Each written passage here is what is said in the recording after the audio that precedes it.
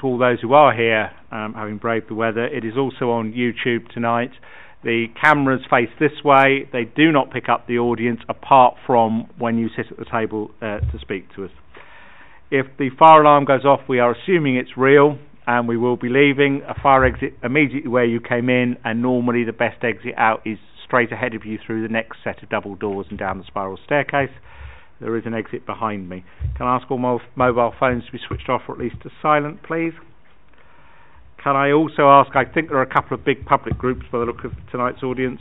When your item is done, I know you won't wish to join us for the rest of it, but could I ask you leave quietly and not congregate beyond the door, because we have a fairly large agenda tonight and another meeting to follow this one.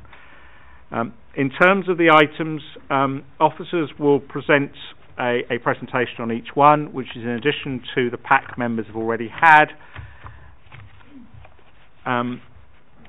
On those items where there are petitions, the rights to address this meeting are as set out in the Council's Constitution, as summarised in the committee papers, and as I will outline in a moment.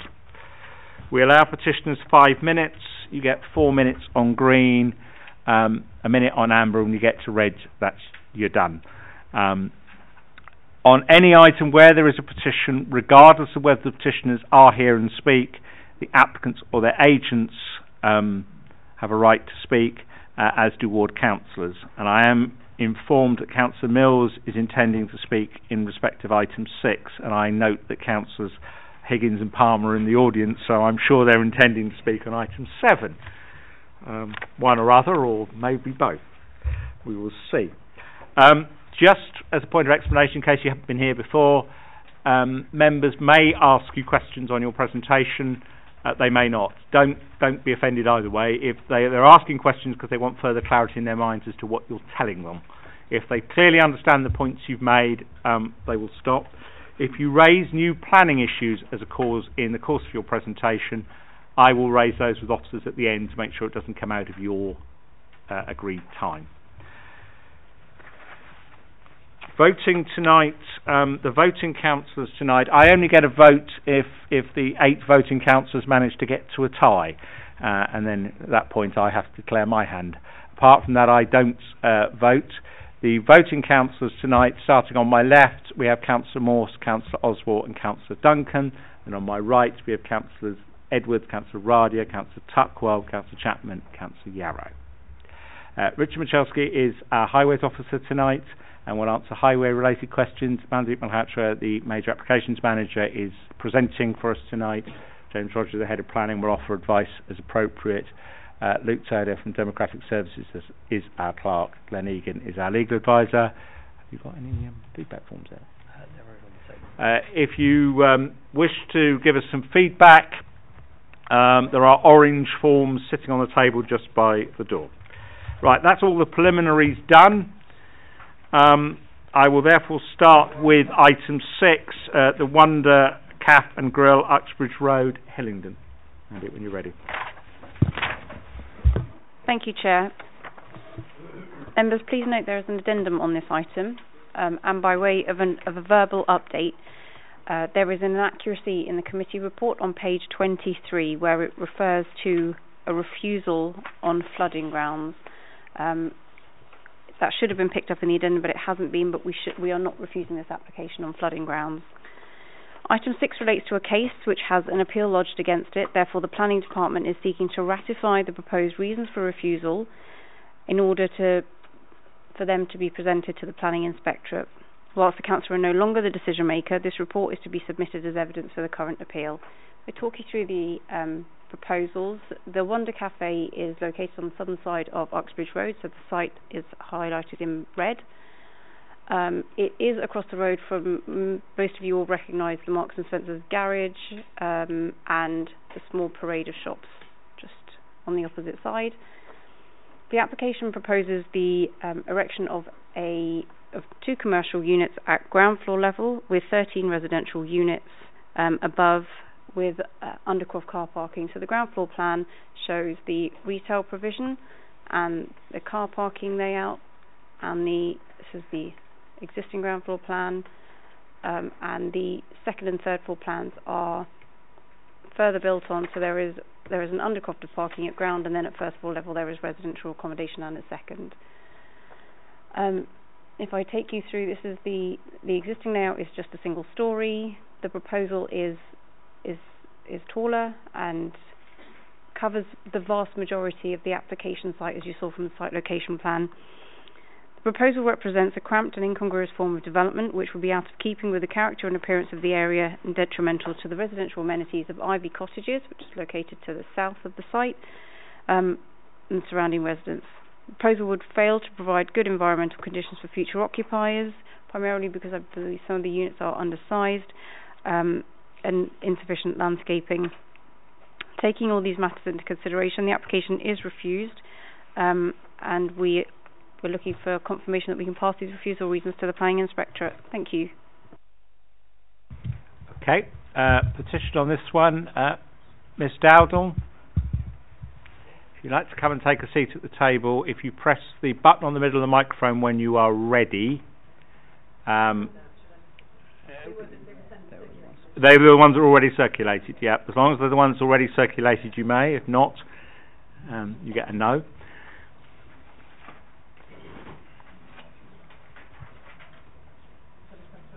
Yeah. So my name is Rhiannon Dowdall, Secretary of the Ivy Cottages Residents Association, and I'm representing Lucy West here today as lead petitioner for the objection to the Wonder Cafe Bar and Grill. This petition achieved over 100 signatories in objection to the proposed development, many of whom are here today in support. So our first objection is that Ivy Cottages is a historic hamlet. It dates back to the 19th century and there are 24 Victorian cottages. We believe the design of the proposed development is not in keeping with the historic nature of these cottages. We support the report's view that this represents overdevelopment of the site due to its height and proximity to our cottages. The report highlights the lack of greenery, and the picture that I've included in the presentation shows that there is a little token greenery, but this suggests that they would remove our private fencing to put in a green wall without our permission. We also have included the Google Maps imagery. You can see from this photo the proximity of the proposed development to Ivy Cottages, which we've measured at below 13 metres. This side of the cottages actually contains many bedrooms, including several children's bedrooms, and are used as the frontage and main entrance for many of these residents. We note the developer has again misrepresented these rooms as not inhabited in their appeal to the planning inspectorate, which is inaccurate and some would say deliberately misleading.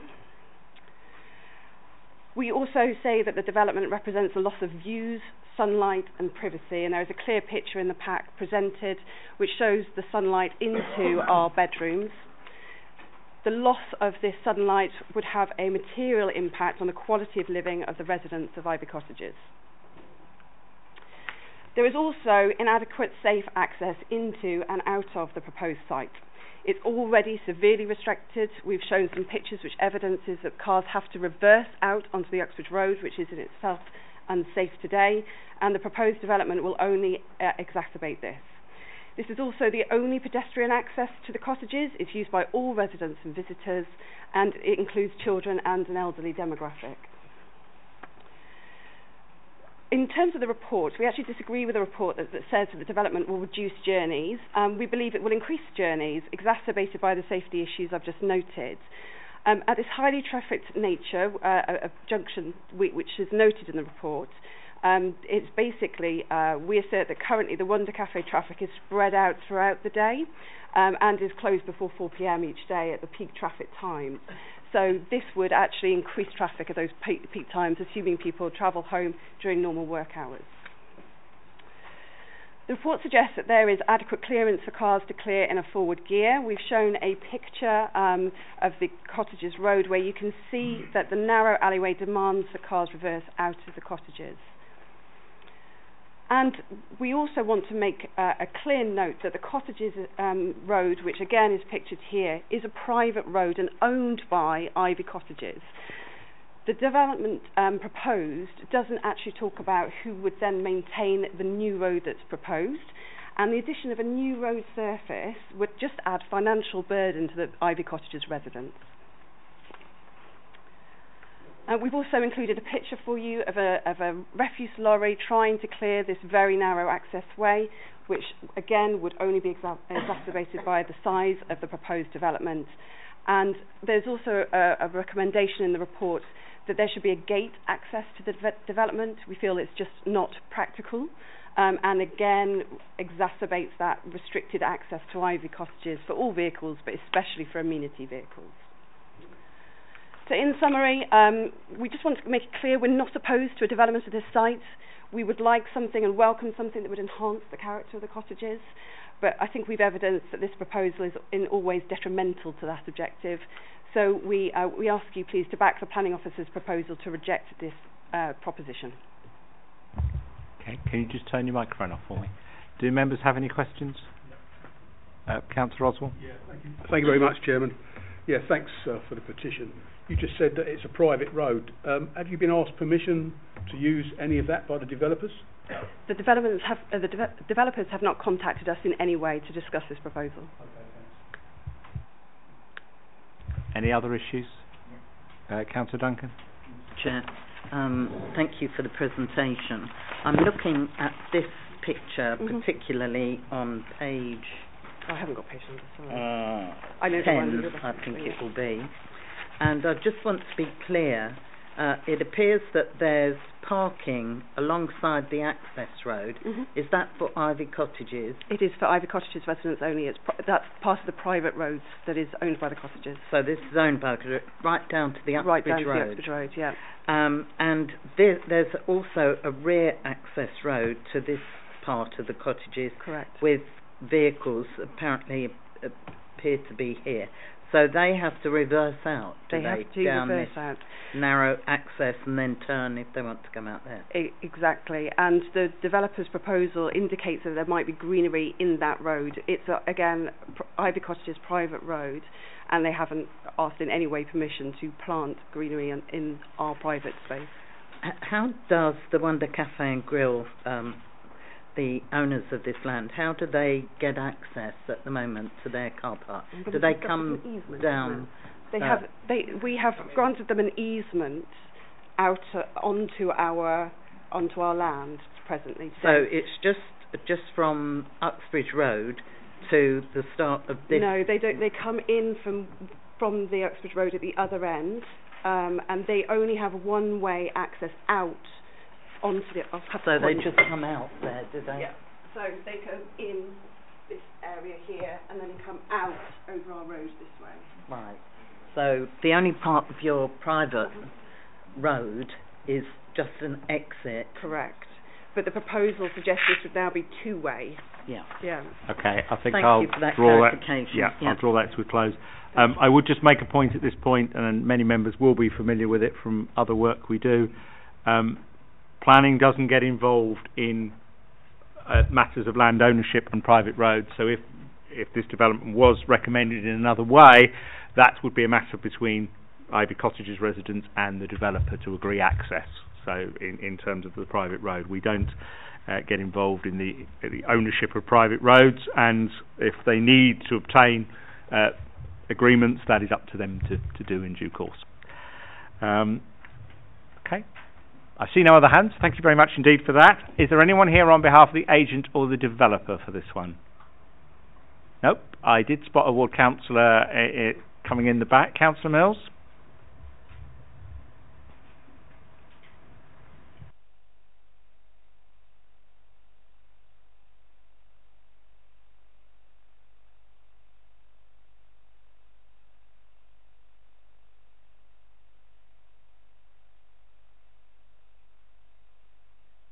When you're ready. Thank you very much. Evening, members. So I am speaking tonight as the ward councillor where this development is situated, and I'm speaking in support of the local residents who are in objection to this proposal. You'll see how the report sets out that it is an overdevelopment. There's not much consideration given for those living nearby. It's very overbearing on numbers 13 to 24 of the Ivy Cottages, as was explained, and is not in keeping with the existing street scene or local area. From reading the report, you'll see that there's not much going for this application really. It's overly intrusive and visually prominent, and the report gives numerous reasons as to why the committee should support the refusal recommendation. I think one thing to highlight is that it's not only poor conditions for those who would potentially be living in this development, but it's also poor conditions for those who currently live nearby what is proposed. A significant point to pick out is in the comparison of the site location, where there's currently the Wonder Cafe. It's clearly set back from the Uxbridge Road, and there's a clear gap before it gets to the actual Ivy Cottages properties. This proposal goes fully up to the site boundaries, so it's a clear overdevelopment compared to what is currently there. I think what's always disappointing is when there's a lack of a Section 106. That clearly demonstrates a lack of interest or consideration from the applicant to the local area, and I think that's replicated throughout the report and the application. One point I wanted to pick up in the report is under Section 7.7, paragraph 5, where the report summarises the whole application pretty nicely, and it calls it an entirely inappropriate development which is poorly designed and considered wholly unacceptable in this location. I think that's pretty clear, conclusive evidence on that what we're looking at here is not suitable and not in accordance with what this council gives in terms of planning permission. As the chairman mentioned, this has now been effectively escalated to the planning inspectorate, so I'd encourage the committee to support the recommendation of refusal, and in doing so make sure that we clearly set out our reasons for this when sending this up the line to the planning inspectorate, so that they are extremely clear that if this decision was still in the hands of the authority, we would be refusing it strongly and with many reasons. Thank you. Members have any questions? For the councillor or in general? For the councillor, that's fine. Thank you, Chair.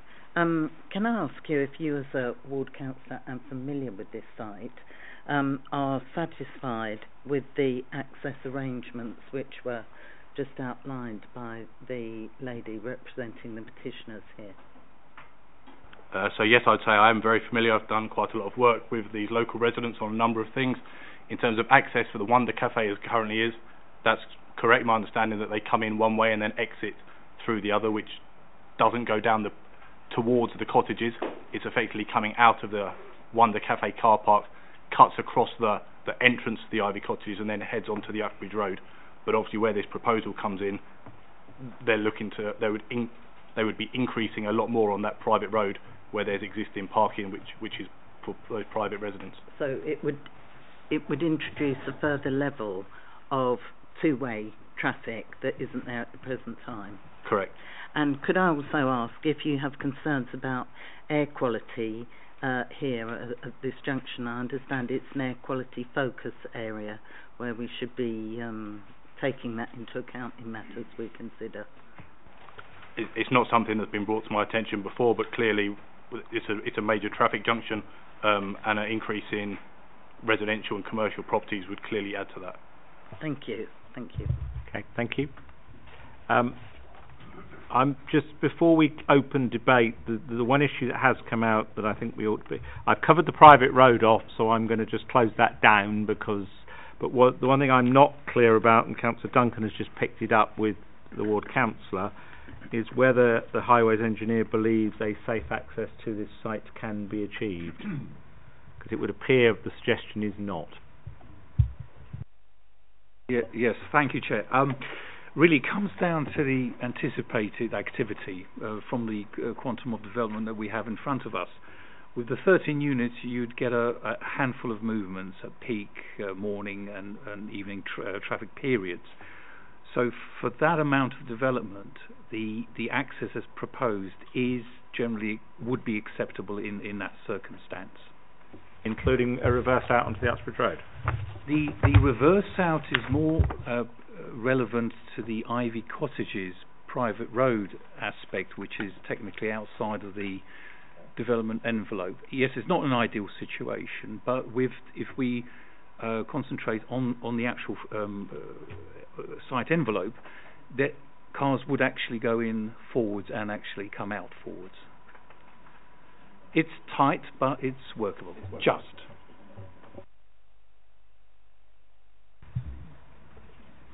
Okay. Yeah. I've got a couple of hands I know, but the head of planning is looking at a plan rather closely, which always tends to make me think he's thinking of something. Councillor Edwards, did you want to come in? And then Councillor Oswald. I was going to pick up on Councillor Duncan's point, which is around the highway safeties, and ask for officers' observations on it, because I do believe that this is beyond the on balance, and I do believe this is detrimental to highway safety, and therefore should be an additional refusal reason. Kind of where I was heading with my question. Councillor Oswald? Yeah, thank you very much, Chairman. Yeah, I'd have to agree with that. I mean, I'm quite familiar with this junction, certainly, and the cafe. I live just down the road, so I'm quite aware of how busy the junction is. It's a good report, Chairman, there's no doubt about that. It's very, very detailed. The petitioner's picked up some very good points that we were probably aware of anyway, but there's some that we weren't aware of. And I've got to agree that, I mean, really it's out of character, and it's not in keeping with what's already there. So I couldn't support an approval. I'd certainly go with the officer's recommendation, and I'm quite happy to move that, Chairman. Thank you.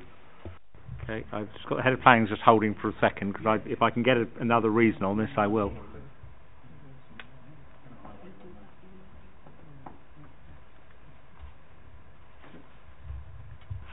Chairman, it's my understanding that some neighbours do reverse onto the highway already. If that's the case, then it might be difficult to sustain a reason at appeal. So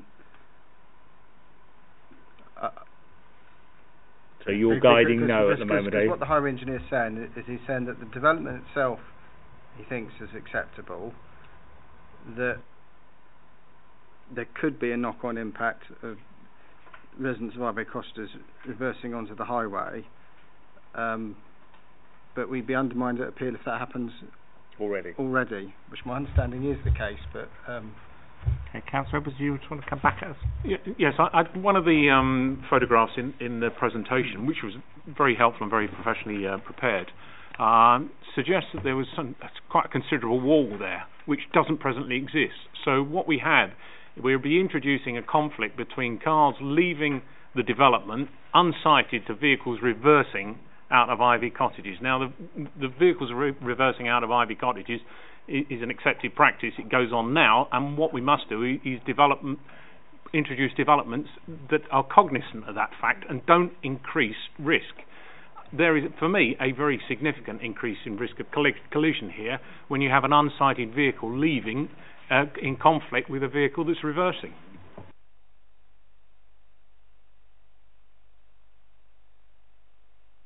So obviously you can all see that there's whispering going between the head of planning and the highway engineer.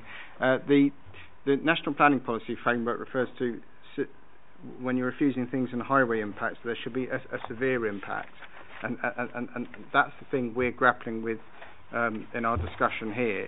Is it a severe impact? So in terms of whether we're judging this development has an adverse impact on visual appearance, it's quite straightforward decision that it clearly it has. It's not very well designed development proposal, but the test we'd need to pass in terms of the highway safety is there severe impact on the highway network, and that's in framing his comments, that's why the highway engineer has concerns whether that's a defendable reason at appeal. For me, if the highway network includes the private road, then I wouldn't want to be the first one to be under the wheels if I were a pedestrian leaving that behind a brick wall as a car was coming. That would be severe to me. The question then is the Ivy Cottage private road part of the highways network? And if so, then I do believe that there is a severe impact, potential severe impact.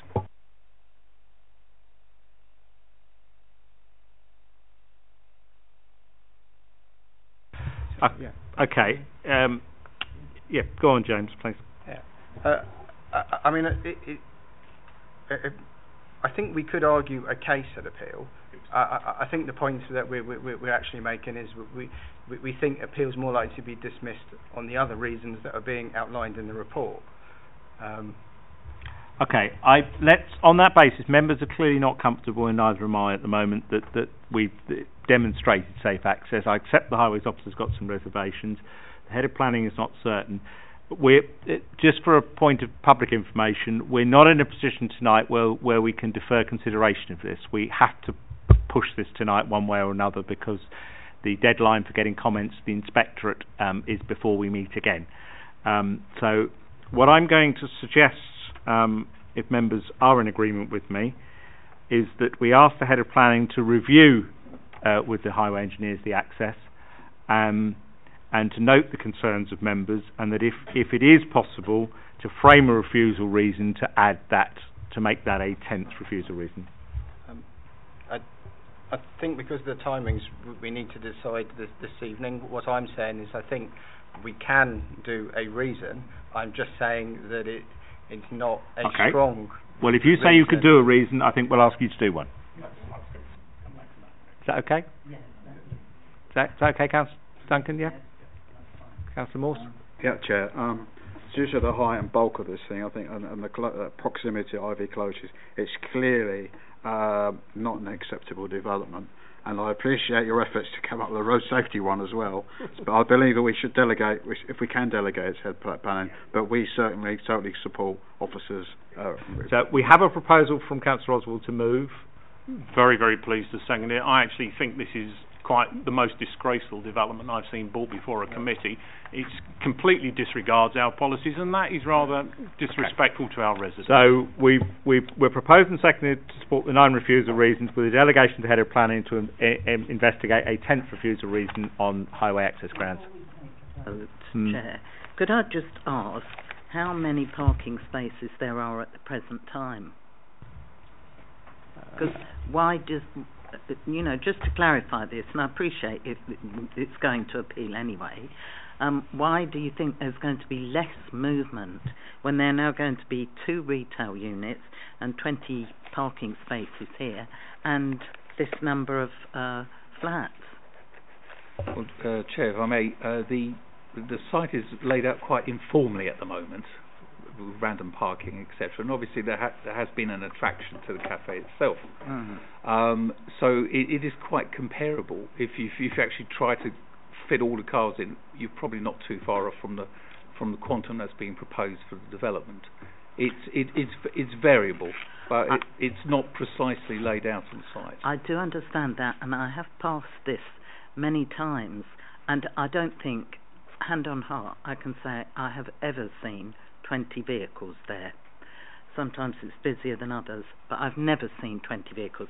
And that's why I ask this, because if there's now 20 cars, including some toing and froing to 2 retail units rather than 1 cafe, that seems to me to indicate perhaps more, possibly more movement rather than less. And perhaps I'm not looking at it in a correct I think you've way, got a... But, I think the difficulty everybody has is that, and again I know the site well, is the current arrangement, I think informal is a nice way to put it. I don't think there's anything laid out on it at all. Yes. Therefore it's very difficult to see exactly what's parked there and what's not. I think we are robust in where we are, and I think I'd like to take it forward at that point if I might. All those in favour of refusal, please clearly show me. That one is refused. Thank you very much. I now move to item 7, Harefield Hospital, Hillingdon Road, Harefield. This was deferred by us on the 1st of August to seek alternative proposals. Given the length of time since, together with a revised petition, we will take this as a brand new item with a presentation, please. Thank you, Chair. Members, Harefield Hospital are seeking planning permission or retrospective planning permission for the retention of a waste store. Going through the plans, the application site is located within the Greenbelt, but it is acknowledged to be developed land within the Greenbelt. It is also within the conservation area, and the red on this plan shows the locally listed buildings within the hospital site. The applicants are seeking to retain a hospital waste store which is located on on Hill End Road.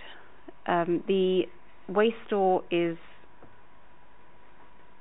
shown here.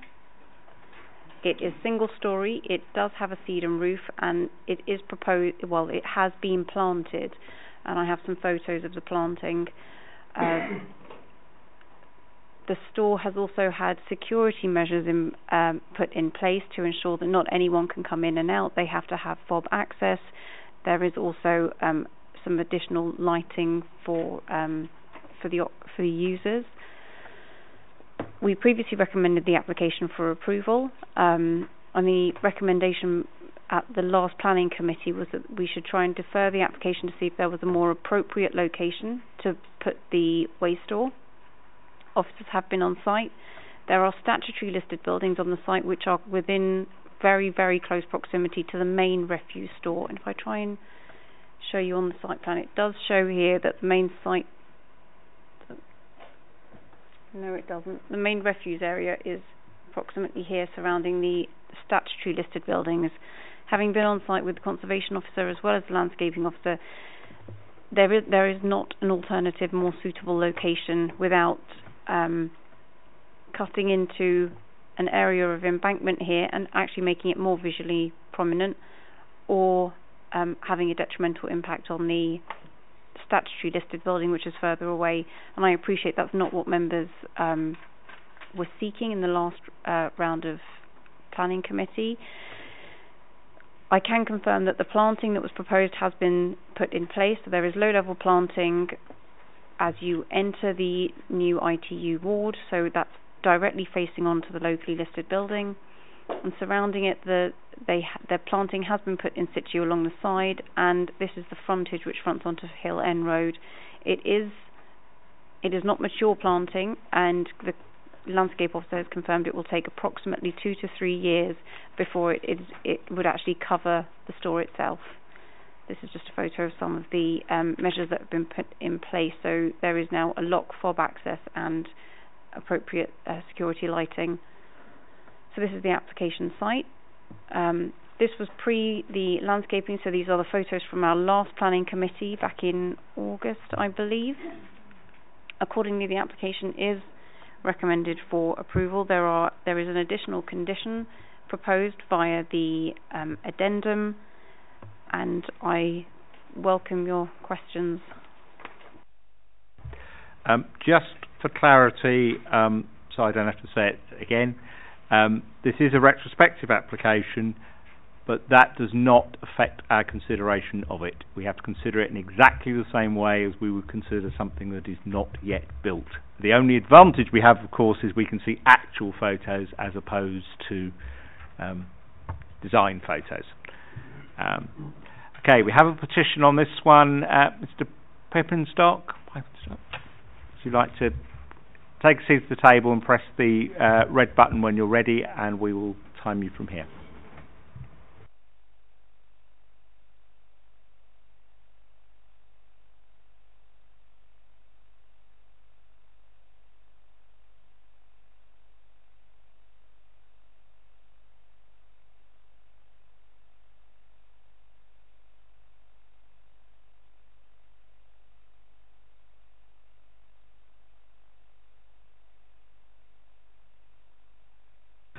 The petition is from over 200 people living in Rickmansworth Road, Hill End Road and the adjoining roads, and people walking past the site, especially parents with young children. We have unanimous support to request the closure and removal of the unit. Most people knew nothing about the contents and were shocked and deeply concerned at the lack of consultation. When I wrote to Mr. Roger, I said it beggars belief that planners would agree to a clinical waste store so near to our homes, and only 1.65 metres from the boundary. Nothing has changed. Our objections remain exactly the same as in August, as accepted by this committee. This is a very large building and does not benefit from planning permission, according to Mr. Roger. But Mr. Phillips, in an email to the agent, said, although this plan is heading towards a delegated decision, unfortunately we now have a petition. In the original plan for a major development, there was no provision for an integral. There was a provision for an integral waste store. This was only consultation. This was the only consultation with local residents. The floor plans were changed later. The space was used for other hospital uses. If the planners knew about this all the time, why was nothing done earlier? The current plan is not infill, but another building outside the envelope and forward of the building line. At the last meeting, the chairman was concerned about the use of PR20 in this case. The council set a red line building. They should stick to it. Why set limits and other conditions which are ignored? Please see the PDF. They managed waste store for several months while the bin store was being built. Why not now? This building is on greenbelt land in the Harefield Village Conservation Area. The Tenants and Residents Association and the Conservation Panel have both objected. The committee last time accepted that it is out of character and does not enhance the local scene. A councillor pointed out that dense planting would look peculiar, and another that it would obscure and detract from the ground floor of the locally listed building. 1.65 metres is too close to the boundary to accommodate planting and maintenance. Since when has it been acceptable in the green belt and conservation area to hide sheds by planting trees round them? This would create an extremely dangerous precedent. It would show how that breaking the rules and maverick behaviour pays. The hospital is noted for its Art Deco gull-wing design. By definition, Art Deco and utilitarian do not harmonise. Since August, a vile odour is, on occasions, smelt by local residents, including myself. Mr. Rogers, in his report, and the hospital CEO both admit to the possibility of odour. Please see the PDF. They make it positive that there will be. It's a positive that there will be minimal smell. How could these people expect us to accept this? Any smell is too much.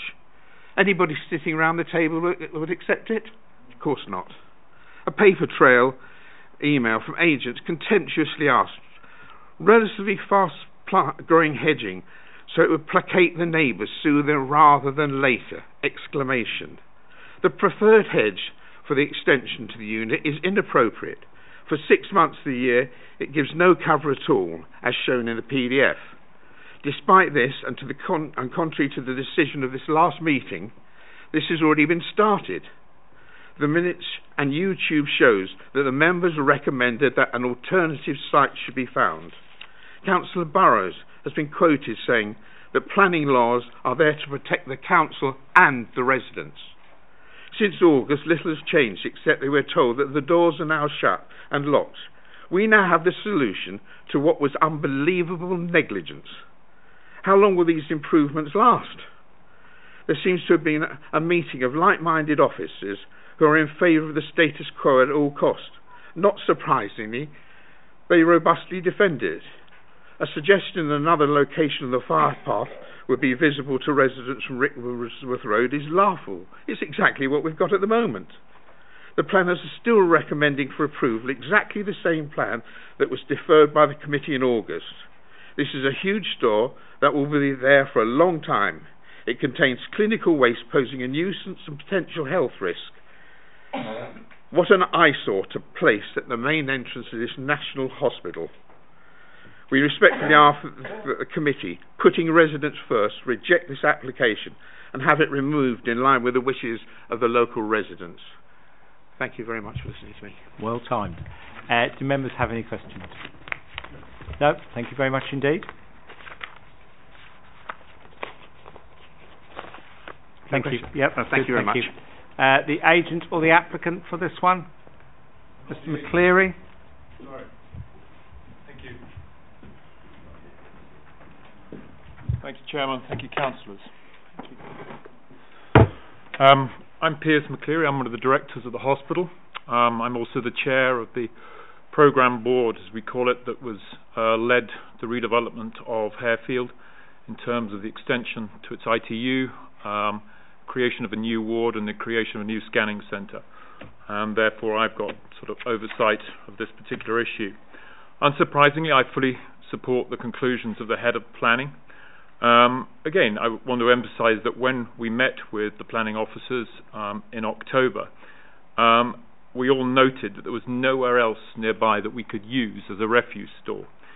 You need to understand that this is a 24-hour facility with probably the most critically ill patients imaginable. These are cardiothoracic transplant patients with multiple organs needing supported.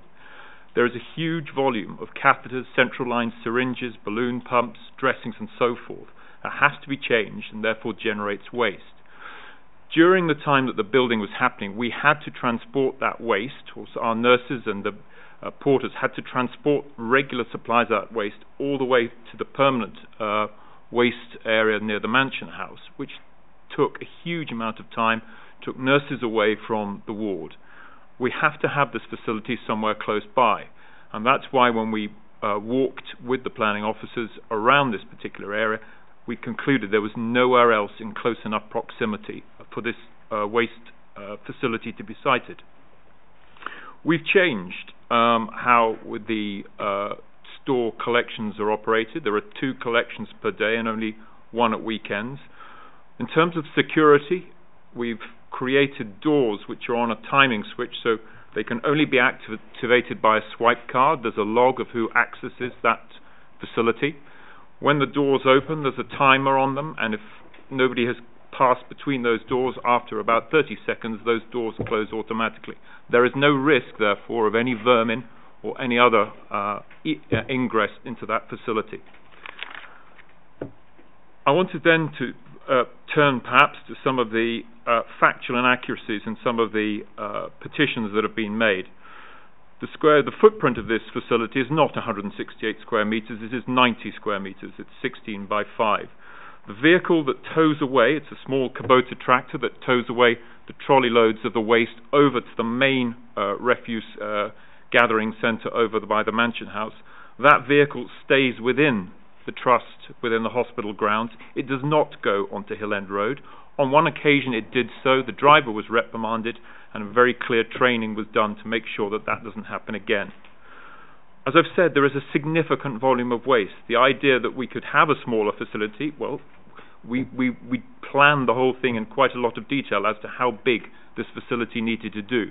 This is one of the biggest ITUs of its kind in the country, of any cardiothoracic hospital. We need that size of a facility.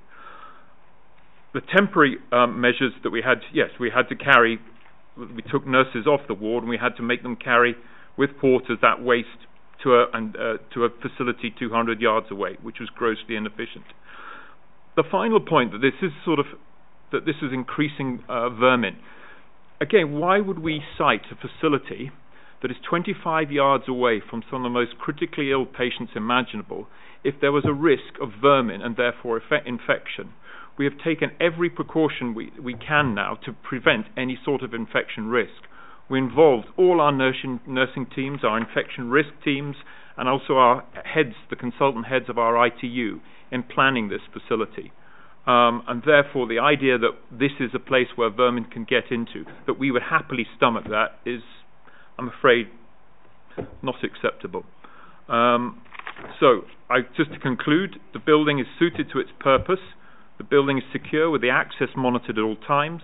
The collection of waste is timed to cause minimum disturbance, and we have put in a lot of landscaping plans both around it, on top of the roof, to obscure that building from view.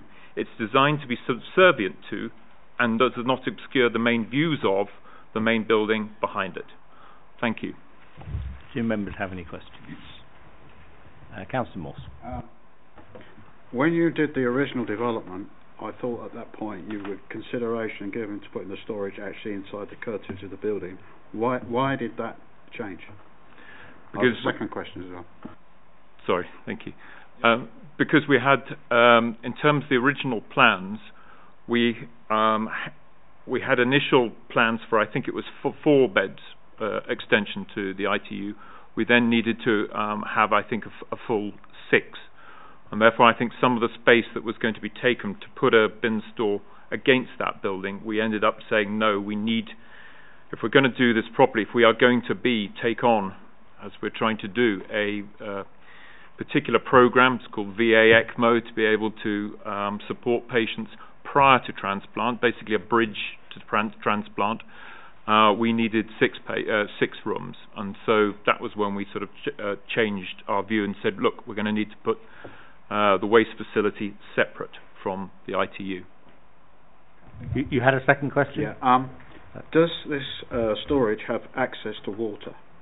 Because I've been told that storage facilities should have water access for cleaning. Off the top of my head, I don't know that. I don't think it does. Okay, we'll hold that for a minute. Councillor Duncan? Thank you, Chair. There appears to be open land opposite this site. Did you consider anything there? When you say open land, do you mean next to the ITU, along the Over here. along the police station?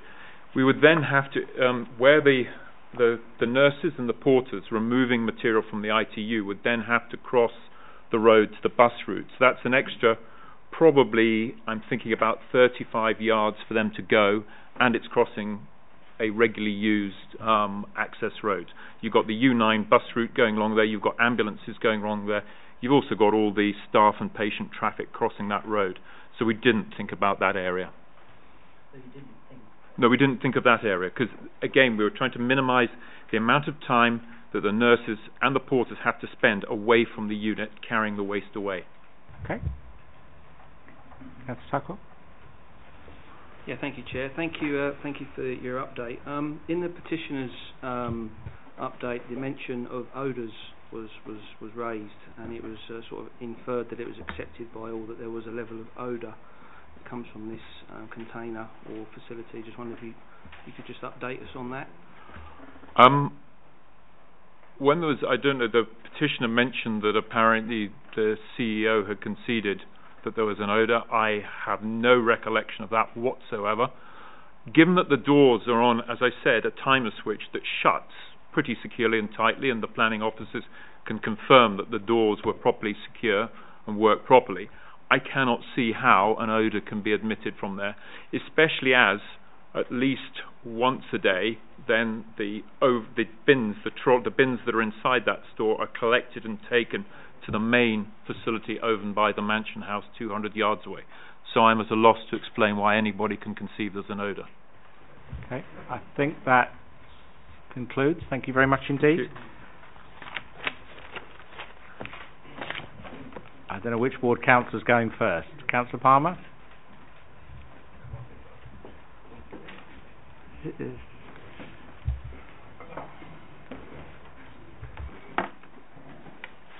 go first, please.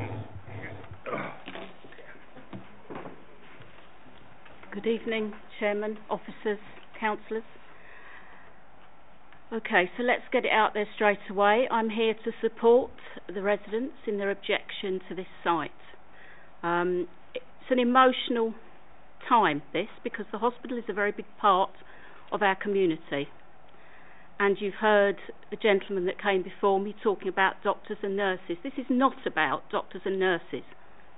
This is about what my residents are having to put up with. The village that's fought to keep this hospital open is now faced with a site opposite houses where I care not what is being said. There is a smell. There is an odour. And who's to say whether it's minimal or not? Because it certainly wasn't minimal in August. And when the residents were doing the petitioning, they were very fair. They didn't have anybody that had, nobody signed this petition that's had hospital treatment. But what they did find was when they were walking around the street, I'll give you a quote. A lady was stopped and was asked about the smell, and she signed the petition, and her son said, "Mummy, I told you I could smell poo-poo." So there is smell coming from that, and I ask you to consider that. You can see where it is, right on the edge of the street. I do not support the officer's view that there is nowhere else to put it. Where's the evidence that there's nowhere else to put it? It is a massive site. Why the heck is this right on the edge of a residential area? Which one of you, councillors, would support this in your own ward? I shouldn't think any one of you. There is no water access. We know our site. It's clear we know what we're putting up with. The gentleman behind me clearly didn't know. There is no water access there. So whatever Councillor Morse's point was about water, there is no water access. My residents didn't talk about vermin. I'm not going to go back over the stuff that we had to put with stuff being dragged all across the road and the whole bins being open. We've moved beyond that. But what we are trying to do is fight for something that shouldn't be there in the first place. Where the heck do you go with that? Is that serving our residents well? No, it's not. So So excuse me getting emotional about it, but this is what I'm elected for, to stand up for my residents. We've got a massive petition here. It's in a conservation area. There are plenty of other spaces this could be. So we've got an odour. Just minimal. It's an insult. It's an insult to even use those words. Who can say that there won't be vermin? I don't know, but we just need it to be somewhere else. It's in the most densely populated area of the village. You can see the houses. And as for those trees, well, at 2 years, I think I've made my point. Thank you, Mr. Chairman. Thank you for listening. Councillor Higgins, do you have something to add? Yes, I have. There's a surprise. I'll take. I agree with what of my fellow councillors said, and obviously the petition. I'm here, obviously, to object to it. But I'll bring it back to basics for planning, and hopefully we can go from there. I am a bit astounded as I was elected in 2002 on the back of supporting to keep Harefield Hospital open, and again in 2006. I really don't understand, with all this preparation that I've been told, and a slight, as most of the committee will know, that I object to retrospective applications. And when you have someone who said they thought about this so much, I don't understand why it's retrospective. It should have been coming to the committee. The reason is they saw an opportunity to increase the area where it was meant to go, to make 4 to 6 units, and that has then put this in fact. This building is inadequate, and it doesn't have the right, in this day and age. I can't believe that a shed is the best way to sort of to deal with this type of waste. And I don't know many nurses that would take that or cross. I believe that would be porters, but maybe beside the point. Maybe things have changed. My issue on this is there is a clear reason for refusal on this, and the clear reason is it is not a suitable development for the green belt or a conservation area. And the reason that the doors are locked now is because they weren't locked when we first had this in August, and that's what the vermin area wasn't rats, it was foxes getting in there and dragging the stuff over there. But I'll let you wise committee members and chairman make the decision that's right for our residents in Harefield, and I think I've given you a reason for a refusal. But thank you very much. Thank you, councillor.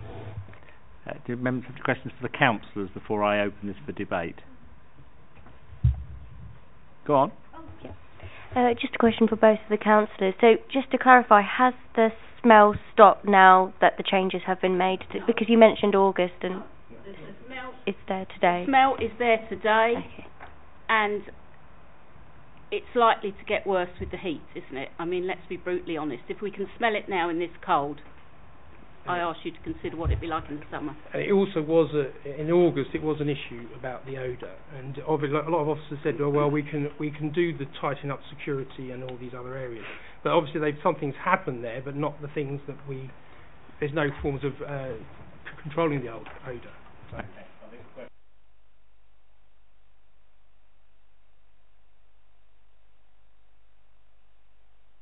Thank you very much, Chairman.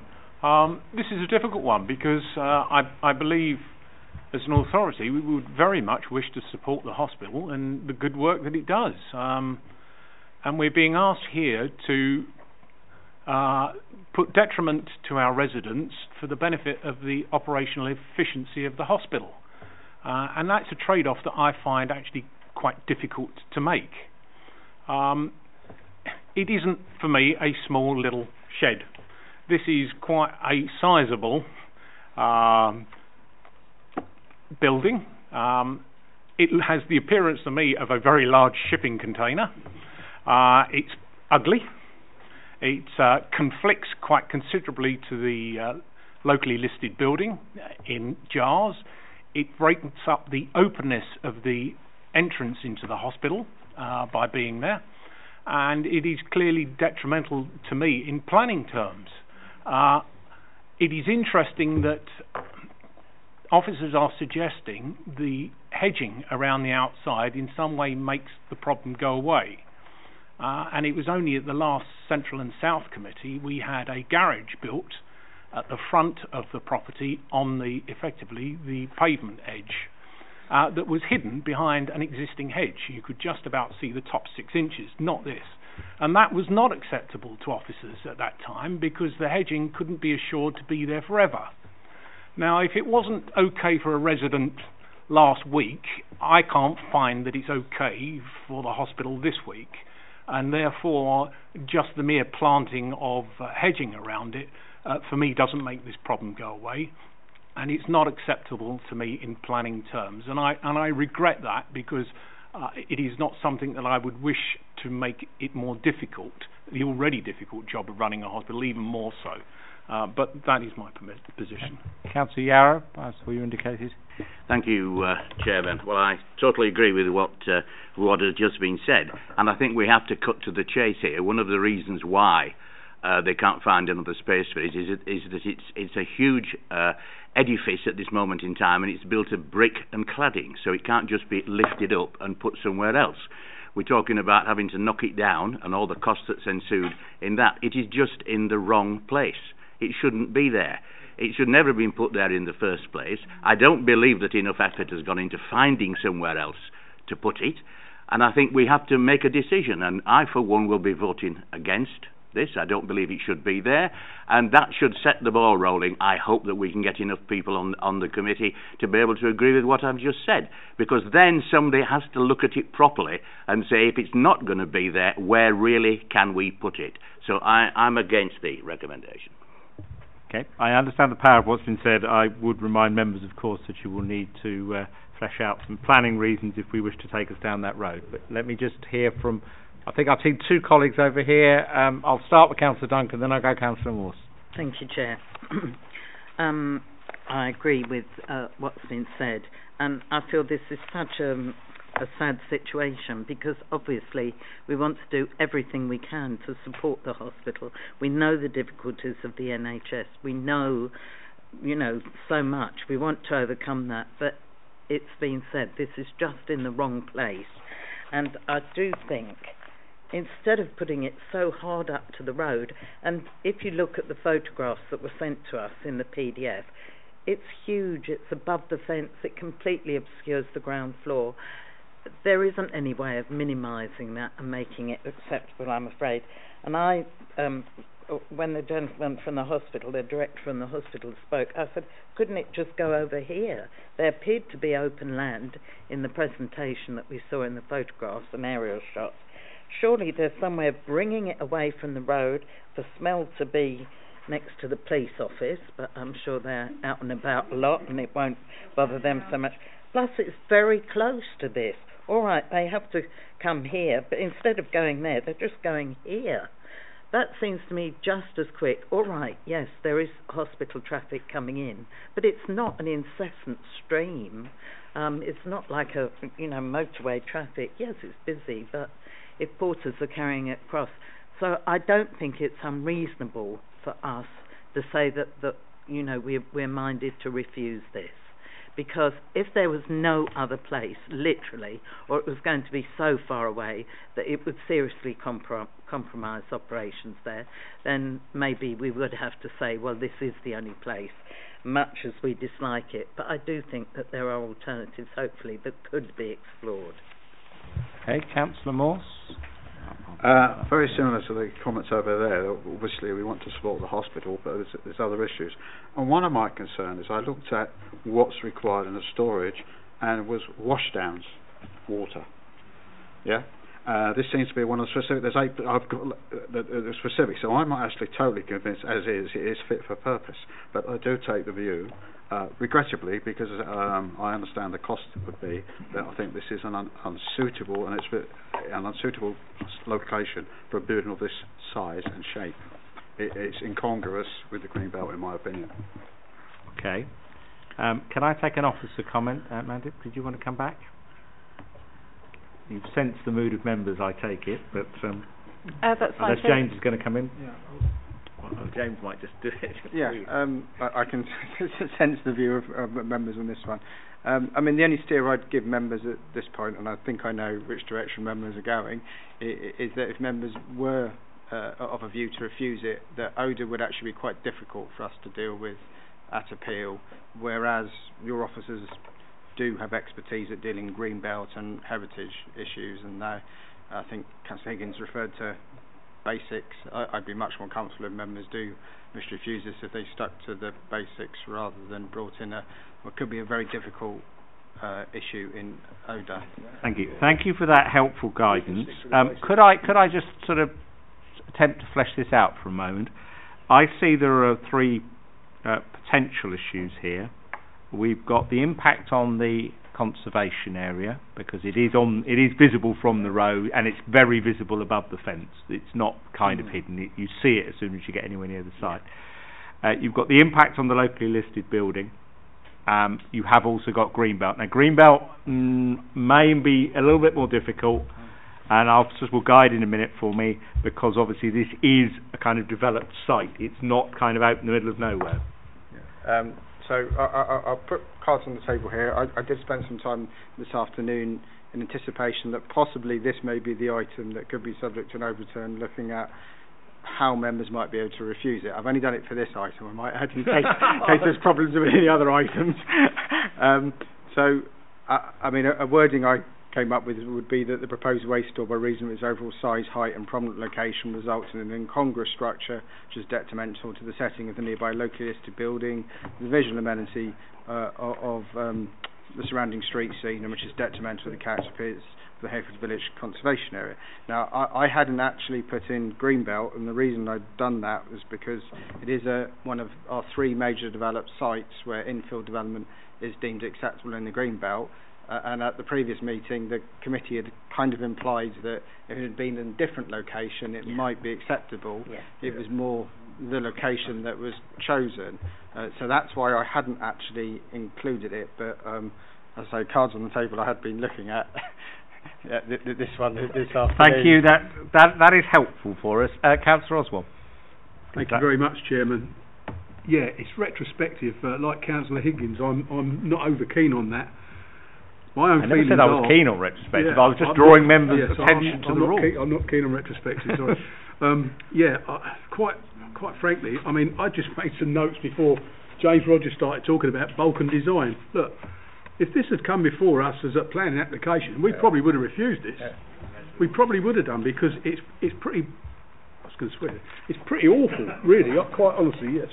I think it's quite awful, but we're in conflict, aren't we? Because we want to help the hospital, and we want the hospital basically to operate in a way that they feel safe is a way to operate. But we're not happy about this development. And as I said, if this had come before us as an application, I think we would have refused this. And I think that this could be moved across the road, and I'm quite happy to go along with the words that James Rogers just said to refuse this application, Chairman. Councillor Edwards? I would just like to explore one aspect, and that is, with the refusal reason put there, it suggests to me that if we came up with an even better design, something could sit in the present location. Well, actually, I actually feel as though that location entirely is wrong, because it is closing off the openness that exists. So it is more than just the design and jarring against the building. It needs to prevent something else being cited. The head of planning has got "and prominent location" in his wording, which I think partially picks up your concern. You've only got to look at the PDF, haven't you? I mean, it's just.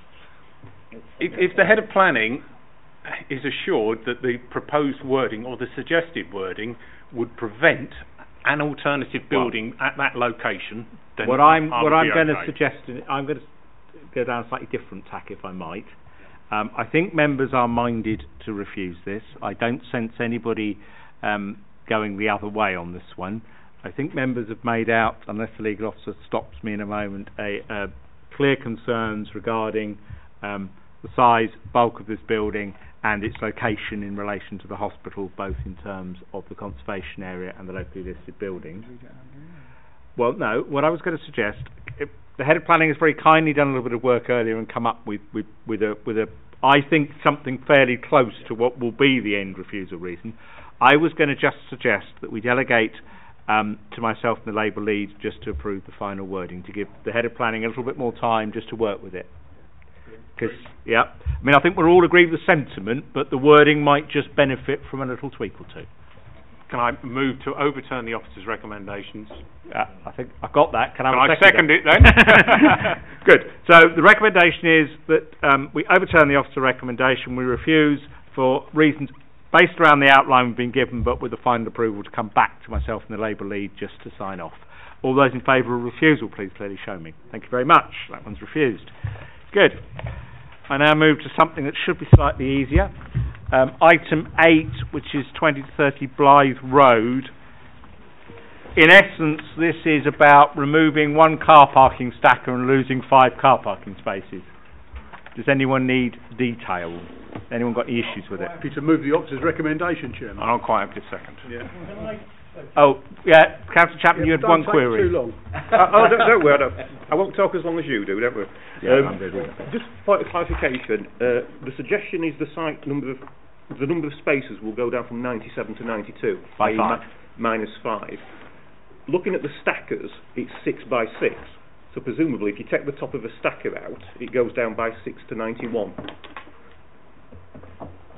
Or is it the space taken by the stacker that is the difference? Are there walls in the stacker that mean the 6 are more separate and you can fit 7 in that space? Yes, sure, if I may. With the stacker design, there's always one space left blank, essentially, or unused. So there can be a bit of movement and circulation or shifting over. So hence that's where the that's fine, yeah. Okay. Comes in. The other thing I'm going to ask is I'm going to delegate to the head of planning the S106 terms. Number 3 does not reflect current wording. There is a revised wording about not being eligible for parking permits, which makes some concessions for blue badge holders. So, I think there's a point I need to make here. So I'm due to shortly report back to the Chairman and Labour League Central and South Committee with a revised wording that will remove the blue badge element. So I'm assuming that you'd be voting for the same. Well, we have, I think, raised the same issue on a number of occasions here. I know Councillor Duncan has raised it on more than one occasion. So can I ask that we just delegate to the head of planning to correct that when he's got the revised wordings? Can all those in favour... Oh, I need a proposer, sorry. I had a proposer second. Yeah, I was proposed and second. All those in favour, please clearly show. Thank you very much. I'm just taking a little bit of movement on this. Right, item 9, former garages, site B, rear of 2 to 28 Wordsworth Way, West Drayton. Mandate, please. Yeah, there's a revised plan on this one. Apologies for late circulation. Or very late circulation, even more apologies. I was thinking just then, where's that? So the yeah, you're thinking, where is it? But you haven't had it. You haven't missed it. It just wasn't there. It was hoped to get it to you yesterday, but that didn't quite happen. Apologies for the late plan. It is in the presentation, but it is not superseded in your pack as yet, and that's just that's also included in the addendum to supersede that plan. There are a few verbal updates. In addition to the hard copy of the plan that you now have before you, there is a duplication amongst condition 12 and 13. It's proposed that condition 13 is deleted, as condition 12 is the more accurate one. It's also proposed to add a further condition which requires the provision of 40% passive electric vehicle charging points within the site, and that's really just to demonstrate best practice as it's a council-owned application. This application seeks planning permission for the demolition of the existing garages on the site, so they are shown on this plan on the right-hand side of this red line, and the erection of 4 two-bed bungalows and 2 4-bedroom houses. If we go through the plans, this is the application site, so you have the M4 motorway along the south of the application site. The proposal, so you can see the M4 noted here, which the site plan has turned on its head, proposes 4 bungalows along the southern stretch where the current garages are located, and 1 pair of semi-detached homes which are 2-storey in height to the north.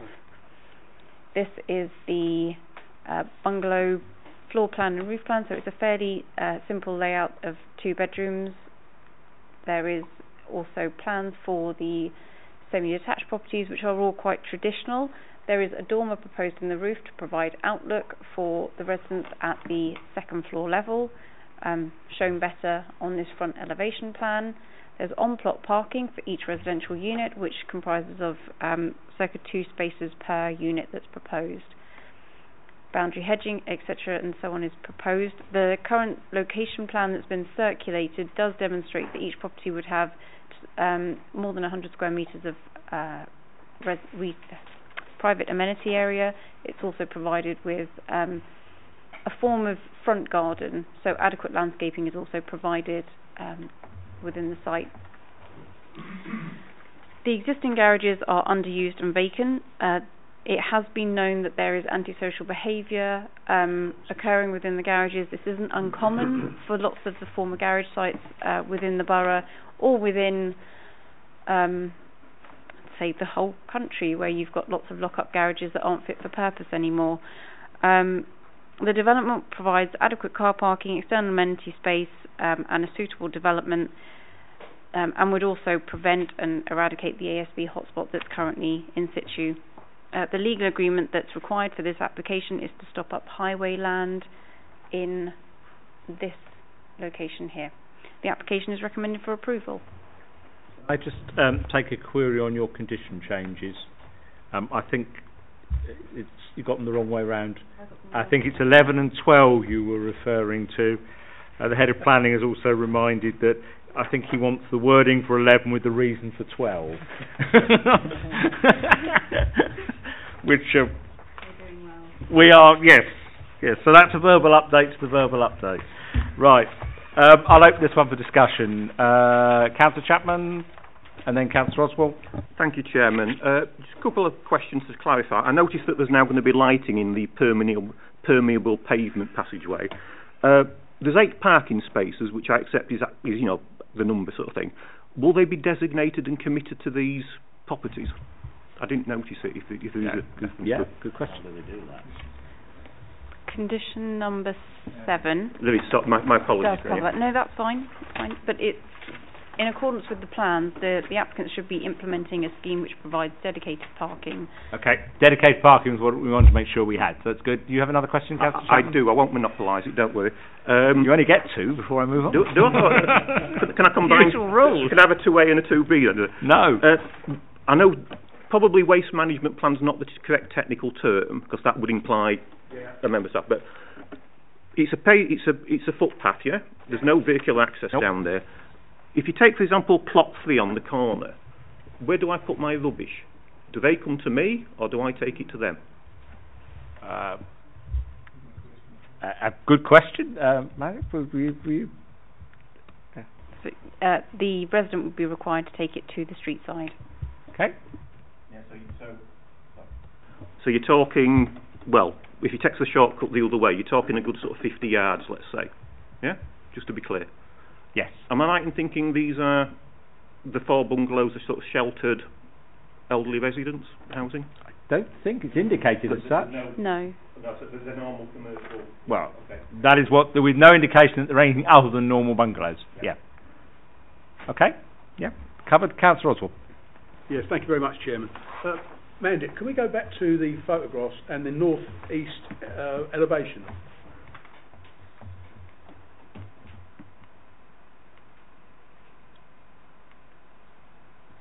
No. North and east elevation? Yeah, north-east, that's what it said. North and east, yes? Yeah, oh sorry, on the bottom one there, it says obscure window, the second window up on the first floor. Is there an obscure glazing on the window at the top? That one. Now the window at the top, if I take you to the floor plans,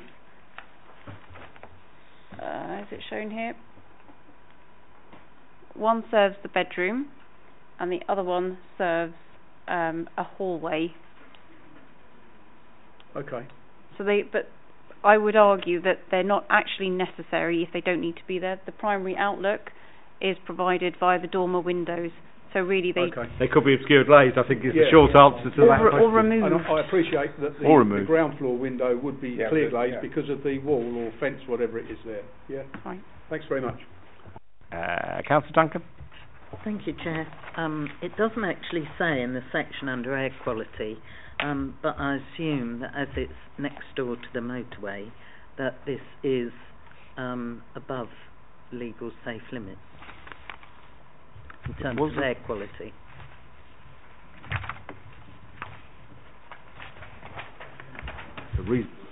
that I think it's that right next to the motorway, isn't it? yes, and I think that that's shown to be.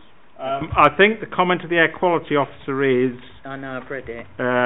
Below, there's no assessment and therefore falls outside of the focus area. That seems to be a major omission, doesn't it? Right. I think I for one would be kind of surprised that would be the case next to the M4 motorway, but so would I. I think that whole corridor is. Yeah, I thought it was an AQO main. Yeah. So, for reasons that you know, I don't think I should be voting for this. No, you have a consistent position on these, which is entirely understood by people. Any others, Councillor Edwards? Very quickly, could officers please inform me of the width of the paved drive area alongside, I assume it's plot 2. Plot 2. Which end is that? That's... Oh, right, I see where we are.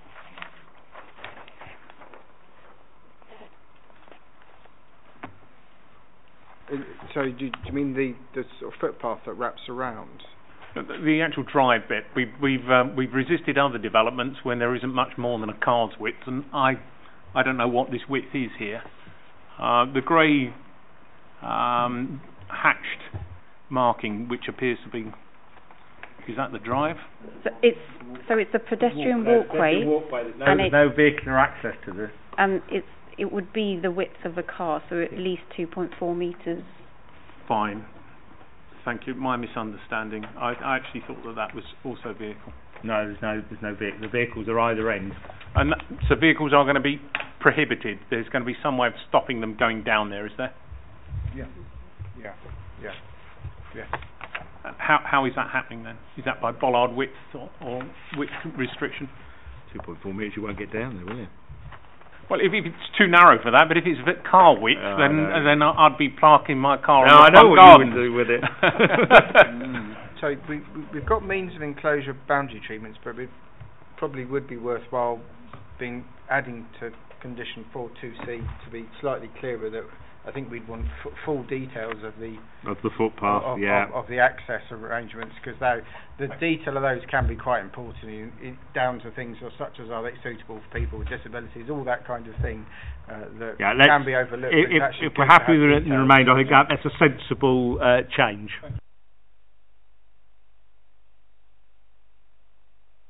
Just on that point, it says paving passageway, but what about people with motorbikes?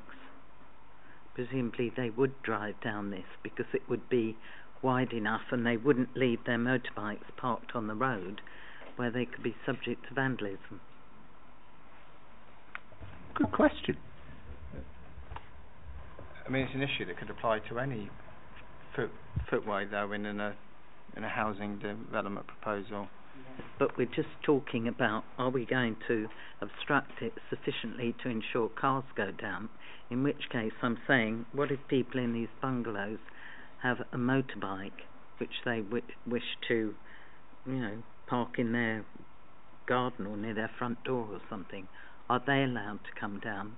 In which case the means of access will need to be controlled by a special form of gate.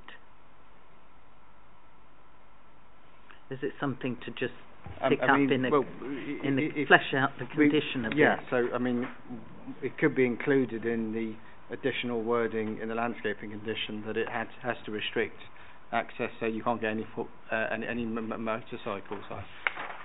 Right. What I would suggest is that we flesh out the access arrangements to ensure that they are fully explored. Can I also, I'm going to pick up one more, buildings and parking areas.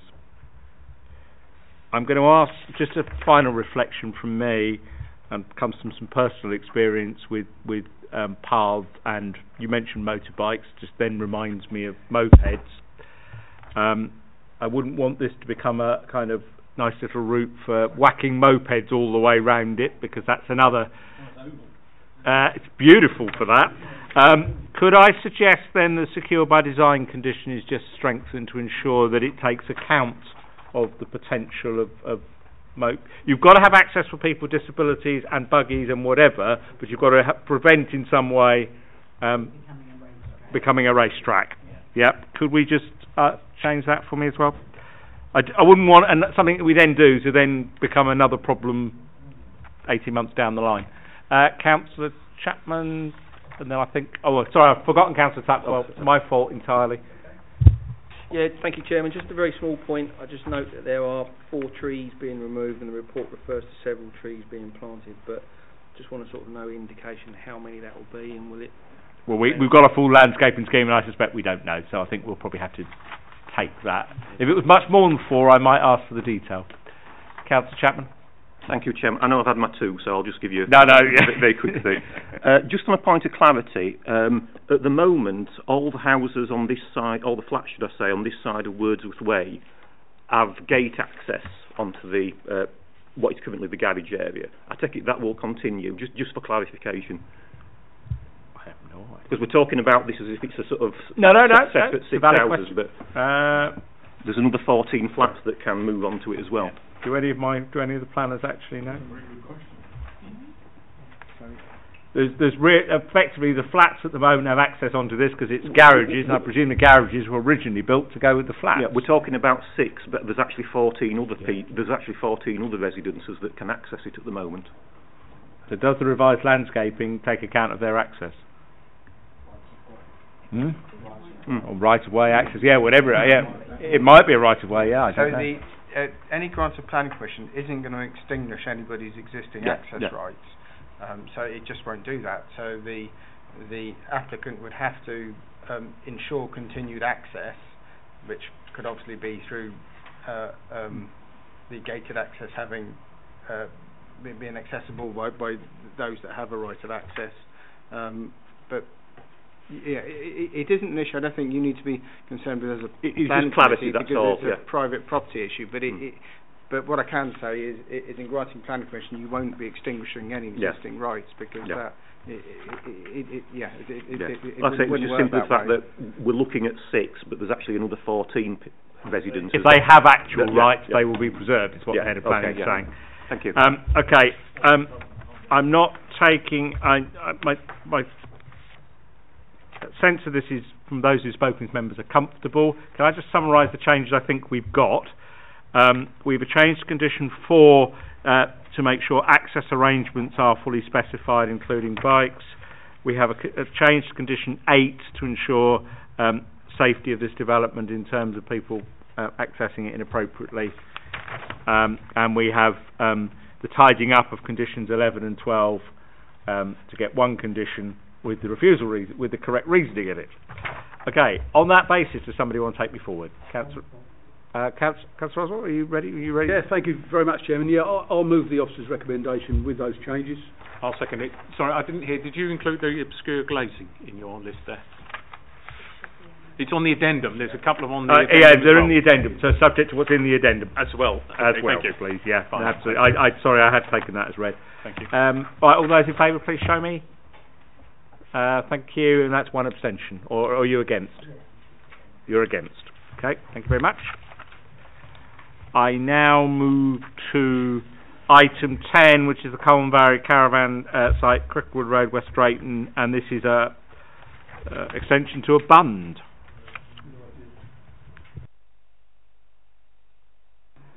Thank you, Chair. I can just take you through the photos of... So I think may do it on this one. I suspect members may be comfortable with the idea.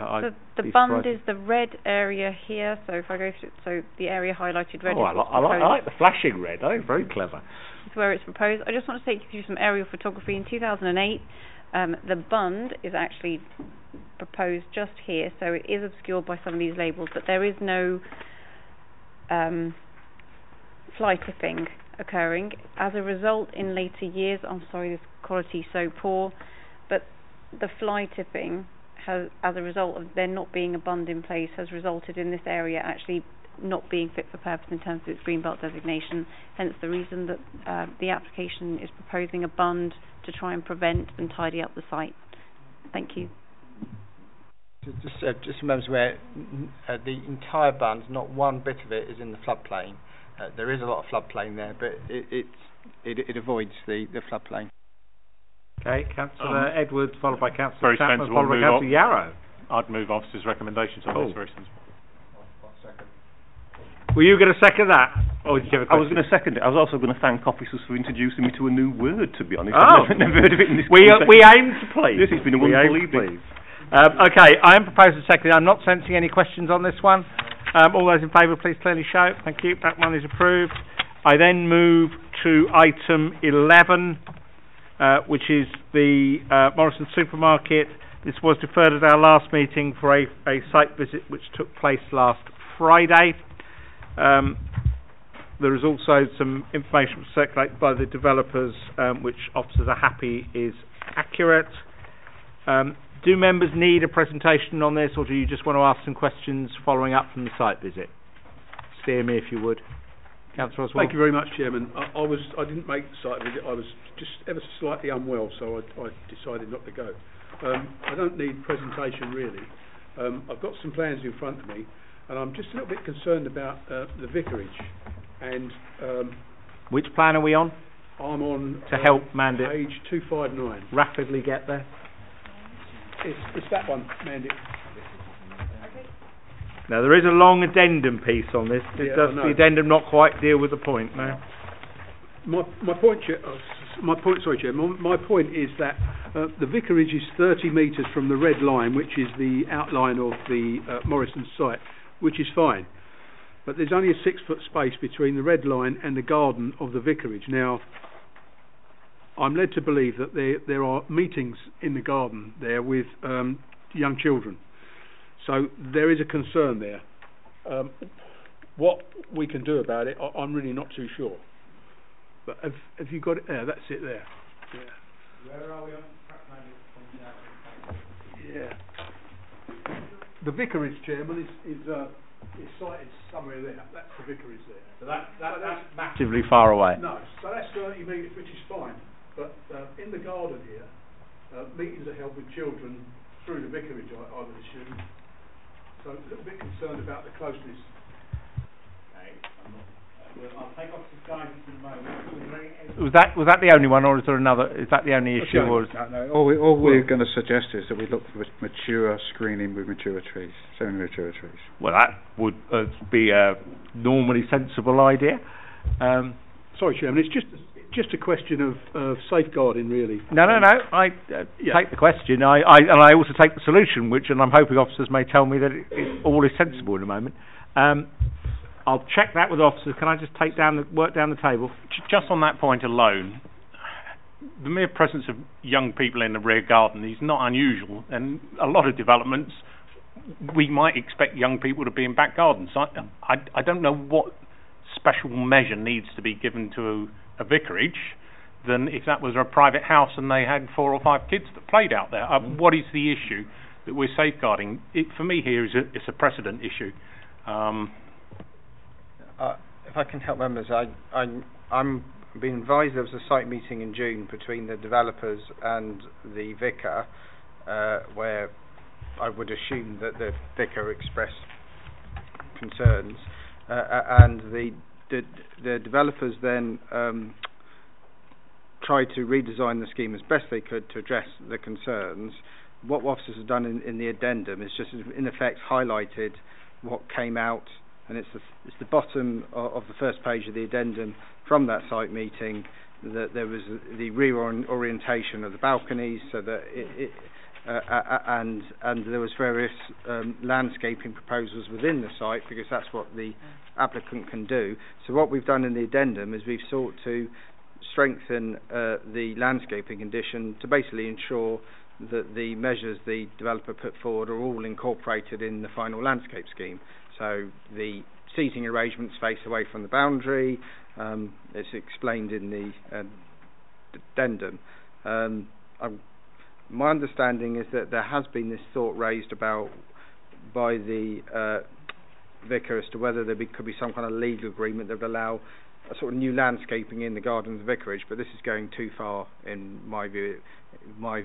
And I did have a conversation with our landscape architect, who thinks that there's no reason why existing trees can't be retained within the garden of the vicarage, and he in his view, he wouldn't be supporting such a proposal, and is quite comfortable with the fact that the applicant is seeking to try and address this concern through the landscaping scheme. And as I said, we've gone that extra step in the addendum to tie down the planning condition. Yeah, thank you, Chairman. Yeah, I mean, it's just a case that there's 4 stories 2 metres away from the garden. I understand Councillor Edwards' remarks about other applications that we push through where there are children in gardens and everything else, but this is a little bit different, I think. It's 4 stories, it's 2 metres away, and this was raised by the diocese, and this was exactly the point that they raised. I mean, if we could ask for some planting, then I think that would make me feel a little bit easier about it. I'm not against the development. I actually moved it at the last committee before it was referred for a site visit. I'm not against the development, but I just think that it's a bit of garden protection for the vicarage.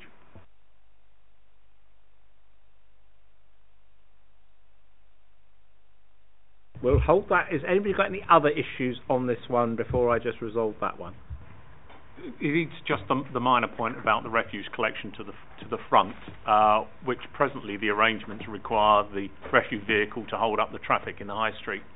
The question for me is, have officers ascertained how many bins, how long that will take, so that we could be informed what the hold-up is going to be each week of the traffic through the high street by our refuse collection? There is.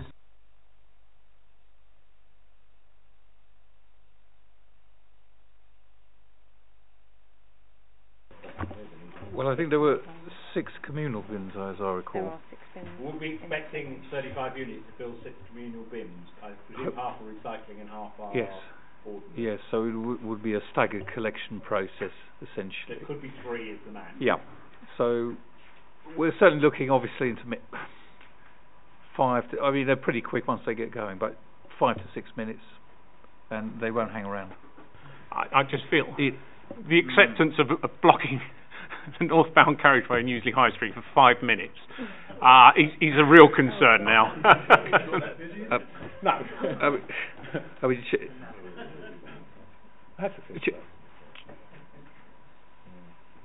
There needs to be an alternative. I would just suggest we do a tweak to condition 30 on the refuge management plan.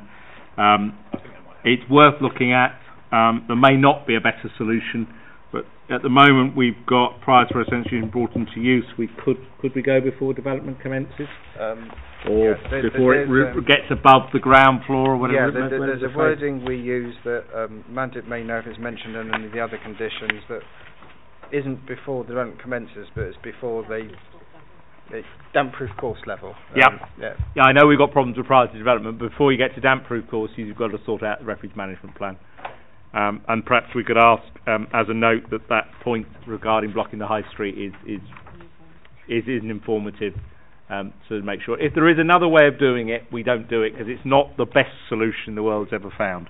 If I can just clarify, officers did actually look into the whole refuse collection issue, but obviously refuse collection vehicles are quite large, and it would have actually resulted in a kind of effectively redesign of a quite large section of the high street, and we just came to the view that it was there wasn't actually a straightforward solution. Hence, I need to come back on behalf of residents that whilst I accept that it is not right for the high street to be blocked for that length of time, just to overcome a problem that presently seems to be a little too great for a developer to resolve. If there is investment to be made, it needs to be made, because the high street needs to carry on its business. It's already difficult enough to get north and south. We shouldn't be saying it's quite acceptable to block it. Maybe I think we need to ask. If I can just clarify. So, in effect, what you'd need to do is to work on the section of the high street northwards, where there's an existing loading bay that members may remember on site. So the problem you'd actually have is that although you could create a lay-by, it could be blocked with delivery vehicles using other retail units anyway.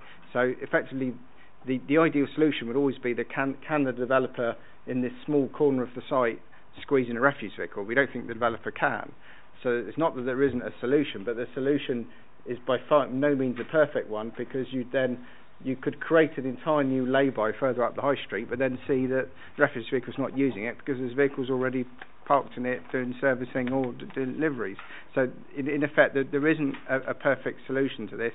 Hence, the addendum officers have reverted back to effectively the simple view: it's 35 units. We don't think we can refuse an application. Is it completely impossible for the management company to move these bins into St Stephen's for collection there, so it doesn't hold up the traffic, for example? Perhaps if we ask for the refuse management plan to be relooked at, perhaps does that cover the... It would, as long as officers seem to be okay with the concept of holding up the high street for 5 minutes. I think I don't think we should, and I think as members we should say that shouldn't happen. To the application. And if they can sort it out such that doesn't happen, that's brilliant. And thank you. That's why I was just informative is added that members' view is that shouldn't be the case.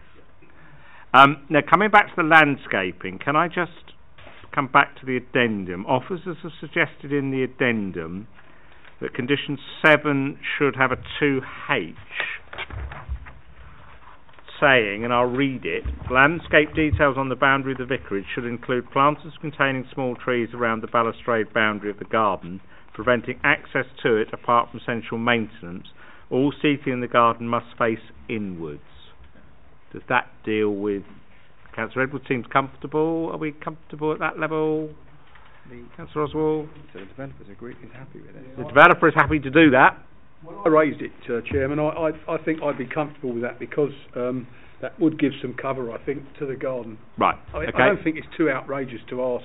Well, the developer is saying they will do that, so that looks like we've got an agreement there. Right.